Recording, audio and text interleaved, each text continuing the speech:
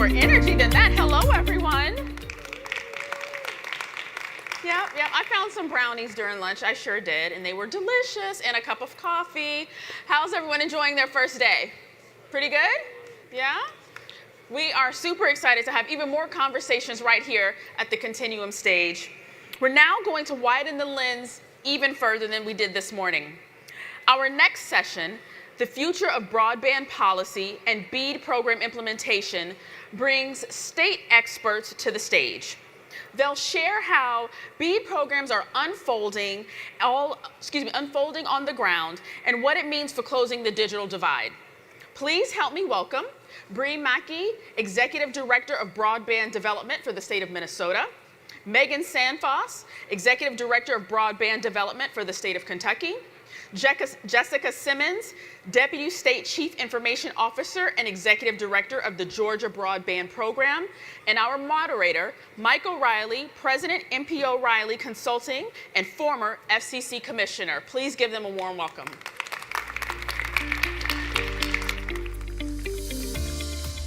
Well, thank you for that very kind introduction. All right, there we go. Thank you for the kind introduction. Hope everyone had a little caffeine.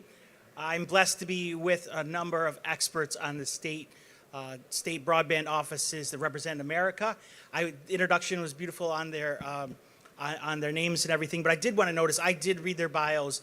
These are some very dedicated public servants who have multiple jobs in their state, and representing a number of different offices. So really want to thank you for your past work and the work that you've done in the broadband offices, the tough work as you're going through right now. If we could, maybe we could start with a fairly easy question, and that is just give us a snapshot of how your application looks as it pertains to BEAD, and what were you trying to accomplish and where you have landed.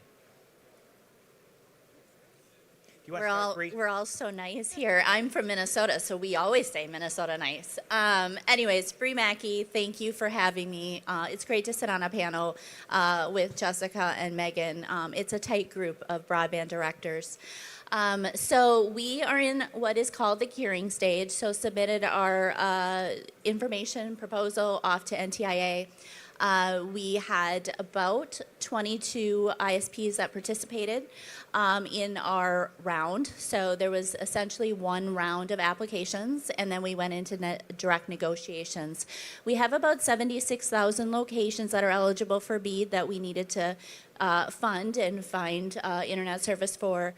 During the application period, we received applications for 52,000 of those locations and then went into direct negotiations. So that's where we are right now, waiting and going back and forth with our federal partners to get the curing done and get it to a place where we're approved, and hopeful that next late spring, summer, we can put some shovels in the ground and get going on this program that we're all really excited to do. Jessica, what's in Georgia? How's your application? Yeah, thank you. So we're in a similar spot. We are still working through curing our application with NTI as well, but we feel confident that we are hopefully close to the end of that process. Based on our challenge process data set for BEAD, we initially had about 165,000 BEAD eligible locations. Following the updated guidance in the restructuring policy notice, we have roughly about 120,000 locations. So we definitely saw some locations come out of eligibility. Out of our $1.3 billion BEAD allocation, our application for our final proposal is roughly about $310 million. So we were able to get to all of our remaining BEAD eligible locations. We did receive competitive bids for all of them, and with essentially significant funding left over, where we're still waiting on an additional guidance of what will be an eligible use for that. And Meghan, how's Kentucky? So we are also in curing. So we had about over 110,000 eligible locations when we finished the challenge process, and then through collecting additional data and new construction, we ended up with about 87,000 for the BEAD eligible locations. We did receive bids for all of them. looks like we're going to come in. We had an initial like 1.1 billion allocation. We're probably going to use about a third of that for a deployment project. So again, we are wondering what's next on the the remaining funds, if there will be non-deployment projects that come out of this. Okay, so just this morning I had an opportunity to interview Administrator Roth and get her perspective on different things. It was a wonderful panel for anyone who was there. But some of you were able to attend. I'd be interested in your thoughts on what you heard and whether it matched up with what you were thinking. Well, I think, the benefit of the bargain round, we did see a significant reduction in the amount of funds that applicants were asking for. Part of that was because we had refined the eligibility list and noted on the application materials like which locations we knew had service and were no longer requiring BEAD funds. So, it did take about a quarter of locations off the list. So that is potentially a reason why the funding request went down, but also I think people came in more competitively because they were really interested in winning BEAD funds and knowing that the cost per location was going to be a significant evaluation factor, that they were putting their best offer on the table. Bree, you had a chance to listen to Administrator Roth. What did you think? Yeah, well, we certainly appreciate the continued partnership and working with them. Minnesota feels a little unique sometimes, and as I mentioned, we didn't have competitive bids for about 20,000 locations, and that's because we're already at a place where the most difficult and hardest places to serve. So that's kind of been the conversation back and forth with NTIA of what it looks like in Minnesota based on our legislative directive. In Minnesota, we define broadband with wireline and speeds, and so having those conversations has been a challenge in and of itself, not only, working with NTA about how unique each of our states are, but then also having this conversation with our state partners and residents in and of itself. So the communication lines are open. We continue to have them, and we're hopeful that, in the end, everybody gets the reliable broadband they deserve. The Administrator certainly indicated she thought they'd be able to meet their self-imposed 90-day timeline. And your conversations, you're all in curing stage. Does that seem reasonable and they'll be able to conclude as you have conversations with NTIA? Yeah, I think so. I mean, we do have some pretty tight, robust curing timelines for us states, and we're doing our very best to get that information back to NTIA so that they can not only meet their deadlines, but we're giving them the information they need in order to do so. That also requires NIST to do the review of all the budget components. So it's 60 days for NTIA specifically, and then going to NIST on the financial review and approval with the last 30 days.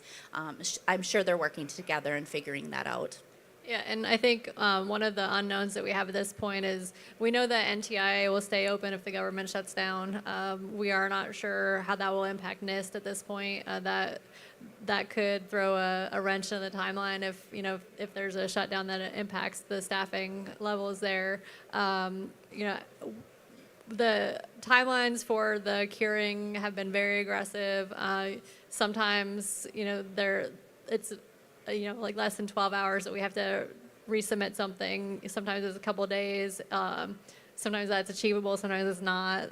There are two aspects of curing. There's the data and there's the narrative programmatic side. And sometimes the data, you need the data cured before you can do the narrative. And so there's some steps that have to happen, and getting the timelines on that lined up is not always is difficult sometimes.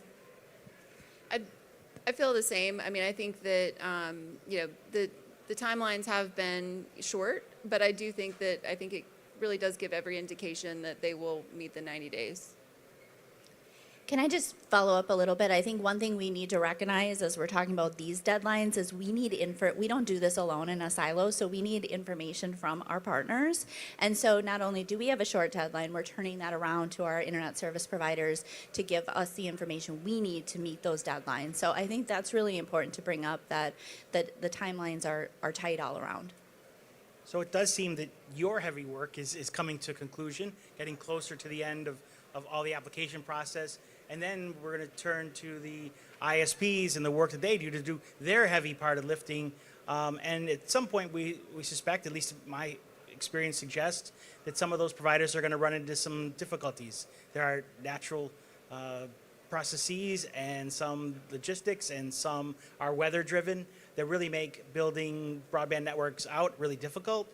NCTA had a wonderful video that they put together last year called Every Last Mile that explored both the terrain but also some of the permitting process that can delay the circumstances.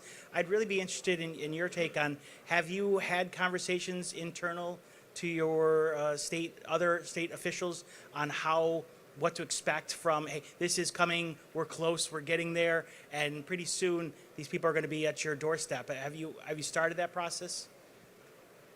Yeah, we hosted a permitting workshop last fall.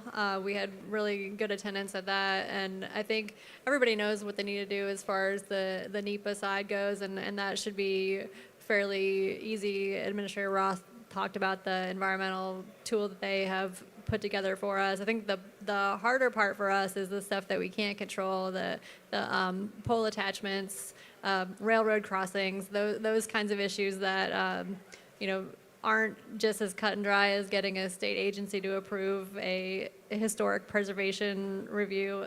Those are things that are kind of nebulous on the timeline. Pole attachments and make ready has been a significant delay in Kentucky. We are a reverse preemption state, so there's not an easy answer there.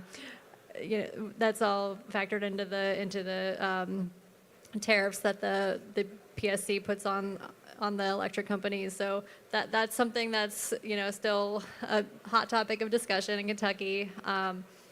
We have allocated some state funding to helping with pole attachment costs and the additional labor that is required to get all that work done for existing programs. But we know that the floodgates are going to open when BEAD comes to pass. So lots to go on.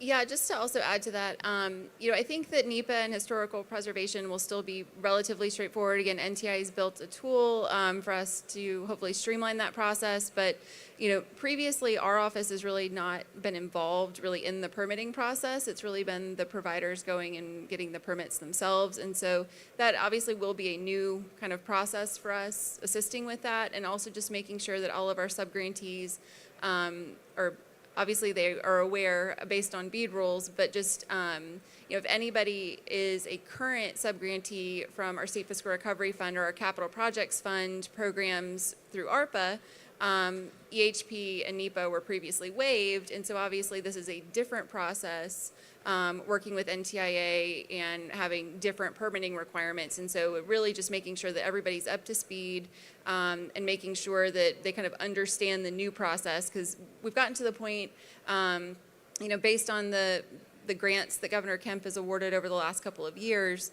we have a lot of money in flight right now in Georgia, and everybody that's a current awardee is pretty used to the process. And so we just need to make sure that obviously they're aware of, if they're also going to be a BEAD subgrantee, they need to really understand what changes are there, just because obviously is a different process working with a different federal agency. And I think we've talked a lot about the potential categorical exclusions for the NEPA reviews. Categorical exclusion does not mean that you don't have to do anything. That's an exemption when that happens. Categorical exclusion means you don't have to publish a finding of no significant impact to the environment. So it does save you a step there, but there still is a lot of documentation that needs to go into that environmental review record. Bree, what do you think? Yeah, well, first, the video is amazing because Minnesota's featured in there, so I'm just going to say that. But also recognizing, simple things like weather can be a barrier in the state of Minnesota and many of our northern states. One thing that we were able to do the last year or so is we created a broadband charter in Minnesota itself, and bringing all of our partners, other sister agencies in, whether it's the Department of Transportation, the DNR, Labor, OSA, all all of the players, right? And having a conversation and help getting them prepared for not only the work they have right now, because we have heard from our providers that things are delayed. Well, we know we're short-staffed in the amount of work, and they all are too. So how can we prepare them to be ready and get those approvals through as fast as we can? And that's been helpful. And what came out of that is being able to hire an archaeologist on my team. And that person is doing land use coordinating and making sure that everyone is in play, but came from the feds and has a great experience with NEPA. And so trying to be a little creative on how we can do that and make sure not only our projects, because we have a lot of projects going on right now with our providers from state dollars that have been investing for the last 12 years, as well as the recovery dollars. We don't want delays. And I think we need to go back full circle is ultimately the people who are waiting for the service have always been waiting for the service. And so if we can quickly mitigate that and move that along, we want to be helpful. One thing that I learned a while back is that states are talking extensively. That the 56 partners, not every call, but certainly talking regularly. Do you think that the rest of the states are in the same situation as you? Are you worried? I mean, early on there was a worry that a quarter probably wasn't up to speed, and it's been a while since those concerns are expressed. What's your take on are they all as advanced as where you think this audience is? I don't want to speak for other states, but I will say it is a tight group of us. All these folks we talk to all the time, and one thing we are not shy to say is I will borrow and steal from any other broadband office who has figured out the answer.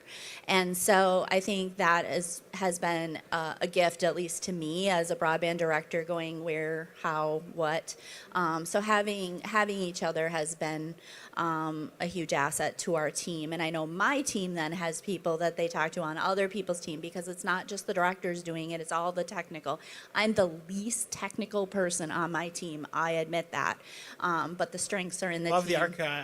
the archivist or the archaeologist? Archaeologist, yes, no. Though it's fascinating, everyone should go out to a site and see, because nobody wants to disturb those areas. But honestly, I wouldn't be here without the support of other directors and knowing that we can lean on each other. Yeah, I think it's been a really collaborative group.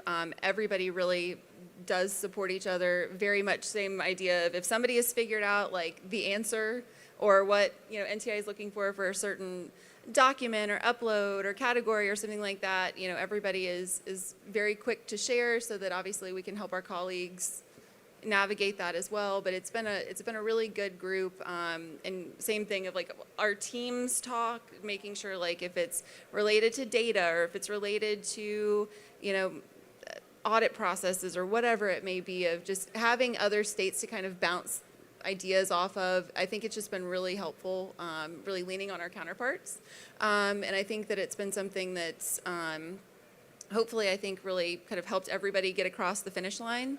I think that I agree. I'm not going to comment on individual states, but I think it's something that, I think every state is really actively trying to do the best they possibly can for BEAD. I think that there's just some states where you have some very unique complexities that really just make things, timeline-wise different, or kind of what they're looking for kind of geographically of how they address BEAD. I know that based on all the staff that we deal with, everybody very much seems like, they're actively working and they're very passionate about getting this done. I just think some states have unique complexities that just obviously make things different for each of us, so. And I agree, and I think sometimes I don't feel like I'm doing this right, or out in front of the we're never going to be like the first one to turn something in, because we kind of always want to see like how Louisiana or Virginia does it first and let them get the spotlight there. But we like to compare notes, and sometimes we all have a federal program officer, and sometimes one of us will hear something and be like, well, that's not the same thing that mine told me. So we kind of work through those kinds of issues and get clarity that way, and kind of there's definitely strength in numbers. There's only 56 of us, and we work together. It's been super helpful to have this network of really talented and smart people who are all working toward this goal of universal connectivity. So if I heard you correctly, you said you do have some funding that is available for like the permitting or the pole attachment side. Does anyone else have similar, or do you have authority to waive some of the, do you have any, statutory authority to waive anything on permit or to expedite? Do your state officials have authority to? So we had about $20 million, and we, at the end of this budget cycle in July or June of next year, that will either lapse or be fully expended. I think we're going to have it fully expended by that point. I don't know, hopefully that's something that was well accounted for in the BEAD budget request. That we did tell them, like, make sure you're factoring in your make-ready cost on this. But there are always unanticipated things, and we're trying to kind of figure out how much, like, what kind of contingency we can put into the BEAD budget request, because we don't know what's going to happen. Yeah, same for us. We don't have any state appropriated funds right now, but obviously we continue to work with the various agencies to see if there's ways to streamline, obviously, or expedite the process as well. But as we're also putting together our BEAD budget, we have encouraged obviously providers to incorporate that into their expenses, but then also for our office operationally, just trying to make sure that we've got a good handle on permitting as well. Yeah, and we have already used some of our planning dollars to work with other agencies like the DNR to move processes around, and in the budget as well. For Minnesota, we have a part-time legislative, so from February to May-ish. So if I do need anything, I certainly can bring that up if it's still a factor when we get through that. But our language does give us a little bit of flexibility when it comes if we need to override. I don't think any one of us ever want to use that. It's not something that is good practice in general, but to make it work, as long as we're doing it public facing and make sure everybody is aware of why we're doing it, we can do so. But, we have such strong support by our legislature that I just want to make sure everything possibly can go in front of them. Even if they're not have the power to change anything, at least they're aware. And that's just, like I said, that's good practice.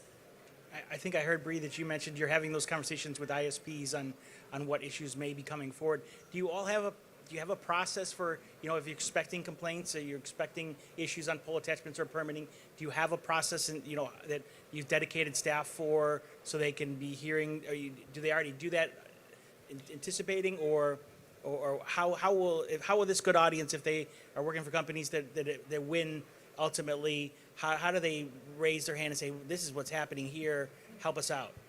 Yeah, well, first, and I know we've all said this to folks, is just because another state is doing it, make sure you're reaching out to your state broadband office, because we are all unique. We're handling things a little bit differently. And so going straight to the office is really important. Looking at one provider in the room, I'm pretty open, honest, and you can approach me at any time to have a conversation about struggles you may have. That's just how it was set up when it was created 12 years ago, and that's what's worked. That's why the state office is so strong. But I would just say that, we have done office hours, we do webinars, we're out there, our public comment. In 2 days, I traveled 1,500 miles across the state of Minnesota to do public comment, which was not a requirement, but I think it's so important, especially with this program, because things are rapidly changing, to make sure that you are out listening, understanding concerns, and then what else is next for the state, for broadband in general. So I think we're all approachable. My team's approachable. Email us, whatever you need to do. There should be no reason, at least I can speak for Minnesota, that somebody isn't picking up the phone or getting back to you right away.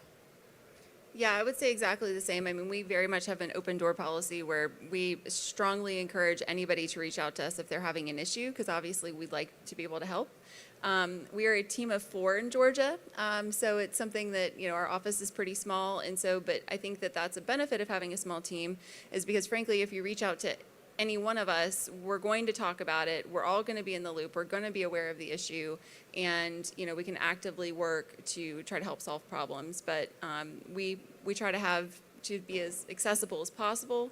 We want to know about issues and concerns or, policy concerns just for the fact that it might not be something that's on our radar and until you bring it to us, but then once you do, then that's something that we can hit the ground running and hopefully come up with a solution. Yeah, and I agree. We have a very open door policy with all of the providers in our state, regardless of whether they participate in our grant programs, because sometimes the grant programs do affect, the operations of a neighboring ISP. So we definitely listen to concerns. Can't say that everybody always loves the answer they get, but that's we're operating under the rules that we have to follow, whether it's based on legislation that created our offices or the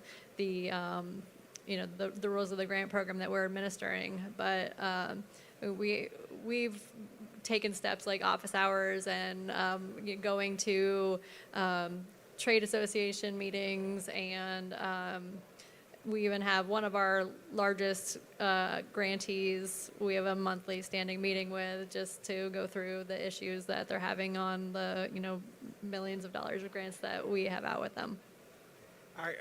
At this point, maybe it's a little early, but do you anticipate that we're going to need, some kind of convening within your state of all the problems that may be developed? Because, we all have had experience through the federal programs, and some of them have gone well and some of them have had difficulty. And do you see a need in the 4-year timeline of the actual builds that we're going to, you met, I think if I heard you correctly, you had electric co-ops are sometimes unique. Is there any kind of a need to pull everybody together and say, okay, we're getting this done, we need to solve some issues here? Does it seem like it's a premature, or is it something that's probably in the way in the coming? I think I don't know that we'll do anything formally, but we definitely are looking toward the future for BEAD and what kind of technical assistance that we need to provide to our grantees so that they're successful at this, because the last thing we want is for anybody to fail. Because we're still getting guidance from NCTA, and that will probably continue to come well into the implementation of these grants as far as like what the monitoring looks like and what the ongoing reporting requirements are. So those are things that we will have to make sure that everybody is able to successfully complete in order to be compliant with the guidelines. So that and then just the ongoing things that affect all ISPs. I think we ended up kind of by default as like the internet complaint department, and so we have people calling us about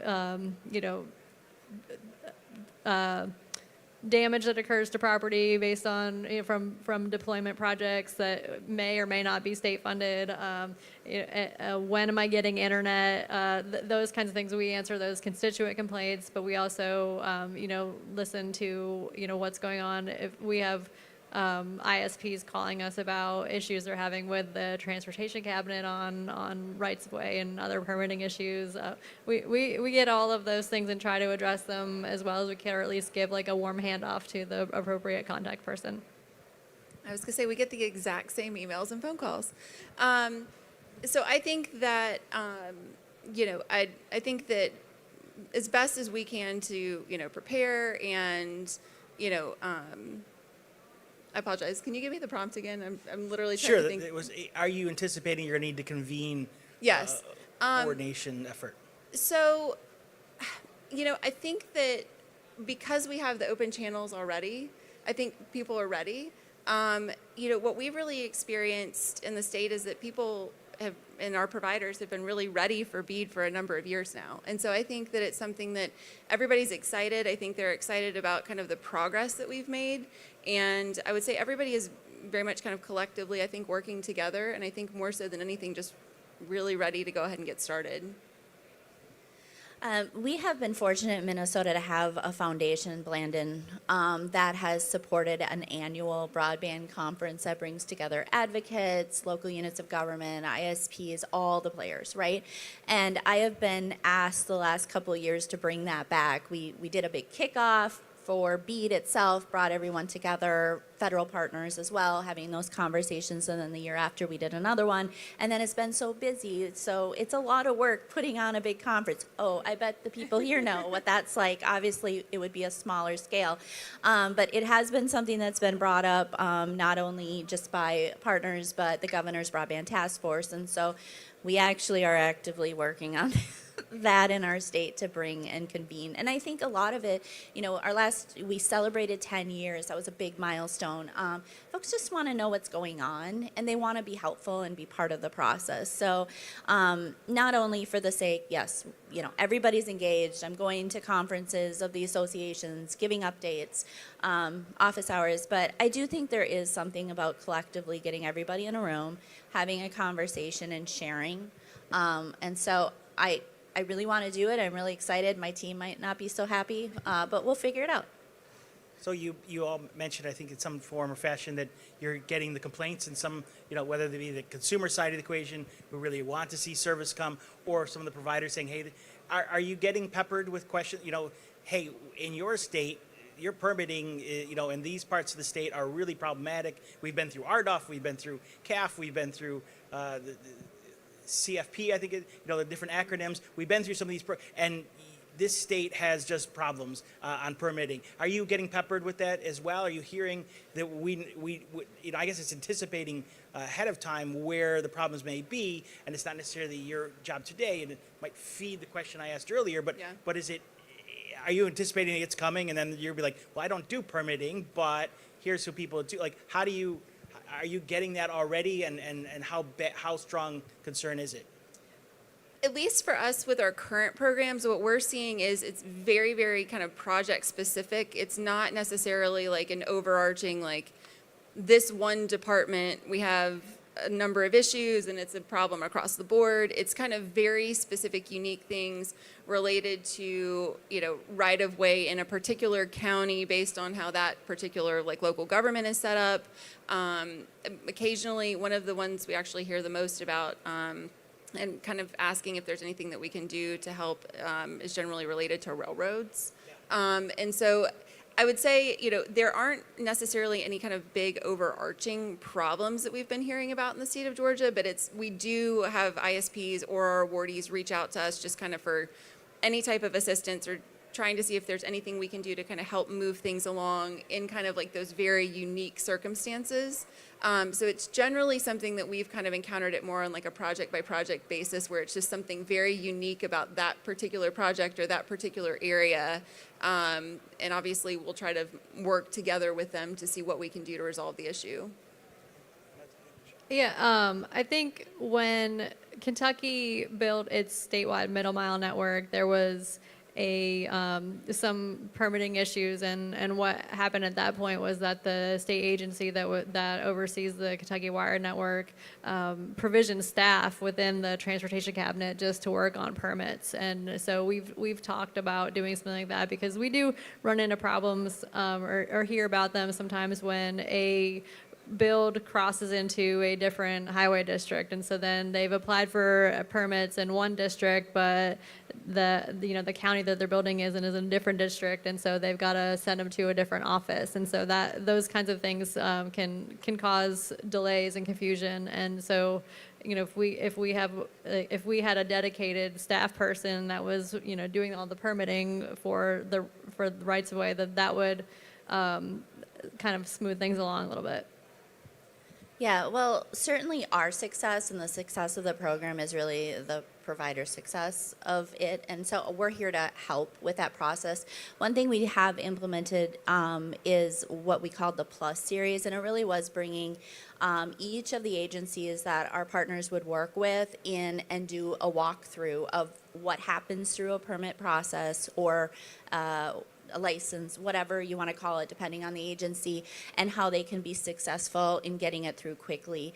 Let's also recognize there's a lot of money in BEAD, right? So there's a lot of new consultants who have not worked in your state and maybe haven't gone through processes before. So getting them at the table with whatever agency it is and having that to walk through, we record them, we throw them up on our website, but also relationships matter. And so having the relationship, so if I have provider A call me and say, we're stuck on this permit, we've been waiting, we're not sure what's happening, I can now go to that agency in a way that is trustworthy, respectful, and just say, hey, help me navigate this. Where's the holdup? How can I help you, help them, etc. And that has been very successful. So we do have concerns, and it is very much project by project, not necessarily state agency by state agency. It's really the project and the uniqueness of each of the projects.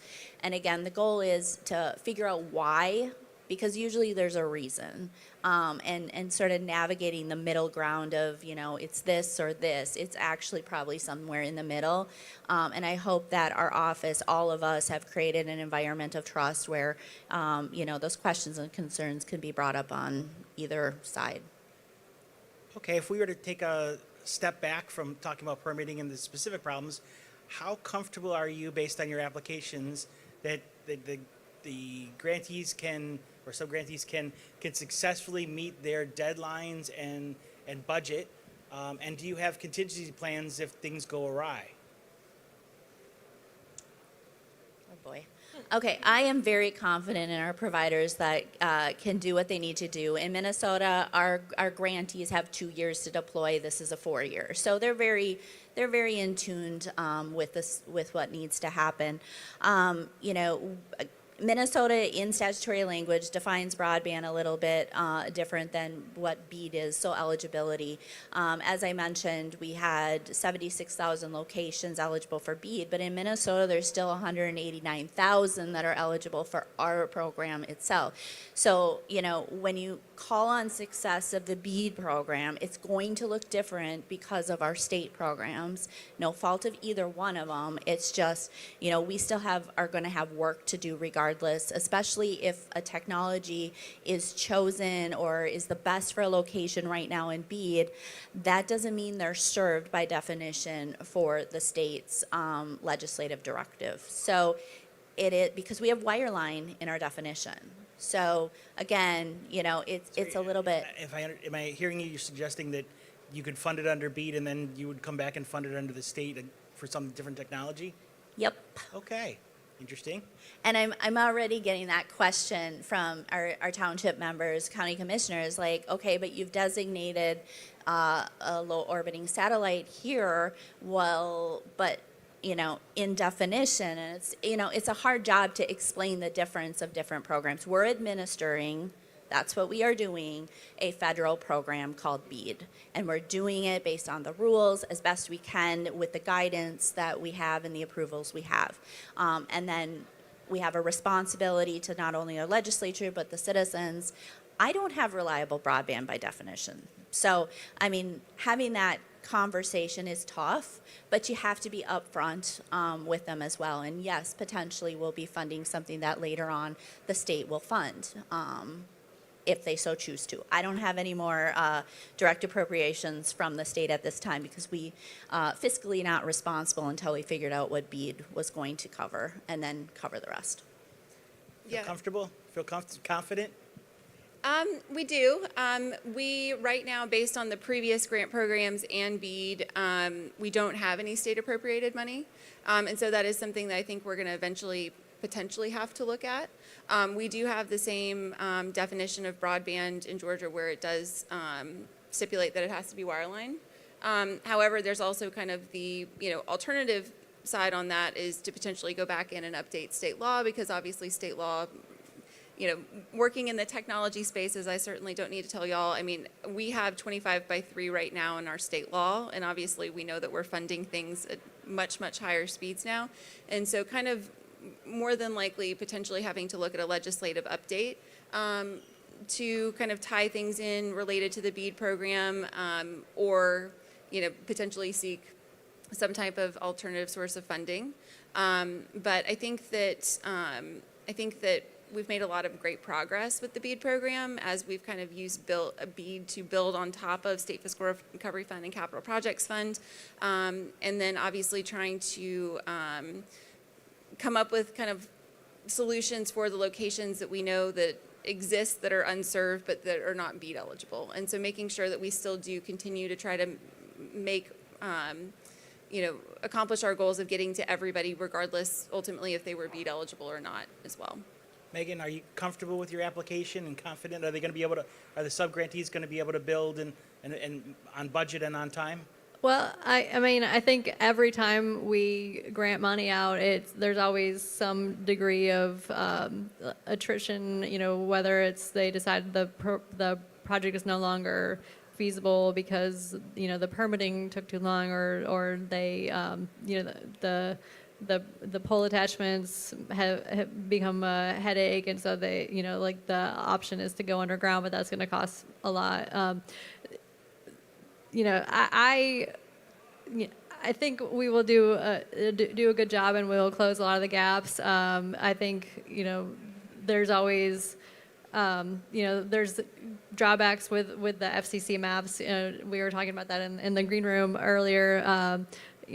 We've had to remove locations that are no longer in the fabric as of version 6 that were in version 5 or a previous version. And so if that meant that a point got moved from one side of a parcel to the other, but the number changed and said this is a new location, that gets wiped off the map. And so there's no mechanism to put locations that are valid back on. So there are going to be a number of locations that are left off because of that. So a mechanism to address that would be good, and we've been asking for that for 3 years. So that's not a new thing that we brought to the attention of NTIA, but it's definitely a concern as we.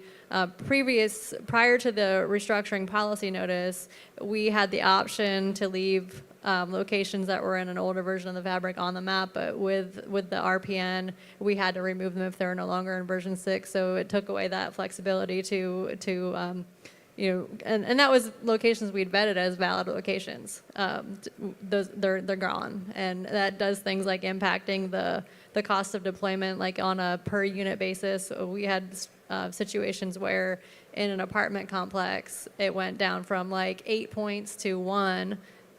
There's still 8 buildings there, and now there's only 1 BSL. So the cost per location there just went up.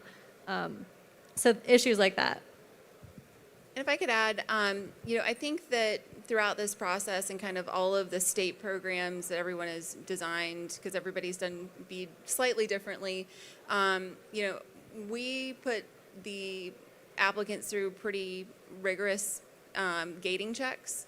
They had to provide a lot of information to us that we had third-party experts review, whether that was on the financial side or on the technical side.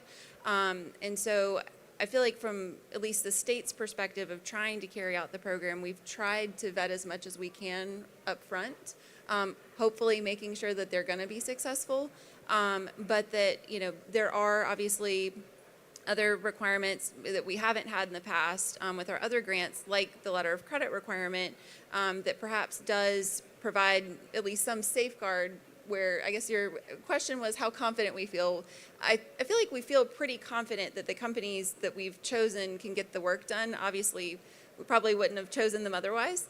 But I do think that there are some safeguards in the event that something doesn't come to fruition, that it's not just that this location doesn't get service. I think that working with NTIA, I think we don't exactly know what that process will be if an awardee is ultimately in final proposal, and then later on down the road that somehow that project doesn't move forward, or if a company can't get a letter of credit, or just kind of any number of those kind of issues that would ultimately make us go back to NTIA and figure out what is going to be that process if we need to update an award in a final proposal. But I think the states have really tried to vet companies to make sure that everybody can do this work, that they can do it for the budget that they are requesting, and that we can always point back to the law of that the timeline is very it's set and it needs to be done by then. So I think that we're hopefully going to be in good shape. Great. So I guess last question. We got a couple minutes left. At the end of BEAD process, assuming everything goes well and assuming all your applications successful and get approved and all the building happens, are there still going to be some unserved? You mentioned a couple that will come off the map.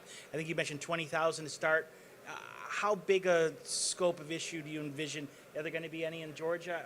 How how much of an issue are we talking about? I'm thinking about future policymakers and what, this is intended to be the be-all, end-all, and I'm not sure if I hear you correctly, it's completely going to be the end-all.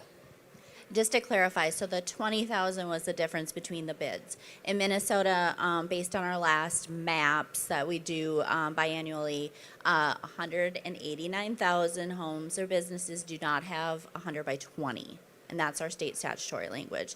The eligible locations with BEAD as of right now are 76,000 locations. So there's a larger gap based on definition and statutory language in Minnesota itself.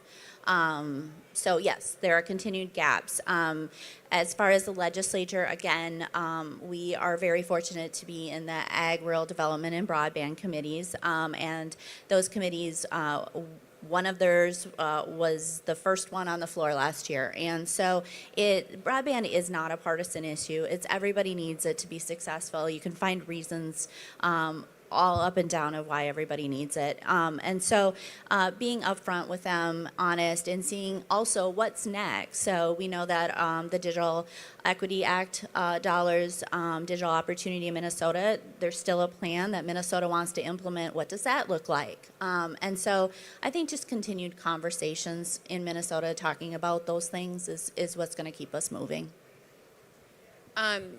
So while we are getting to all of our BEAD eligible locations based on multiple versions of the fabric from the FCC's map, we are aware that there will be additional unserved locations in the state that we have not gotten to with any of our previous grants, that we are not getting to with BEAD because they're not BEAD eligible based on the structure of the program. We believe that to be essentially roughly about 20,000 or less locations statewide, or 20,000 locations statewide. However, obviously we're coming up with ideas and strategies of how we ultimately do get service to those locations. We're also really hoping that maybe some of those locations get passed by BEAD grants, and so maybe some of those will just get taken care of with so much build going on in all of our states. So, that is something we're looking at, but, also hope that kind of those locations get service kind of naturally as well.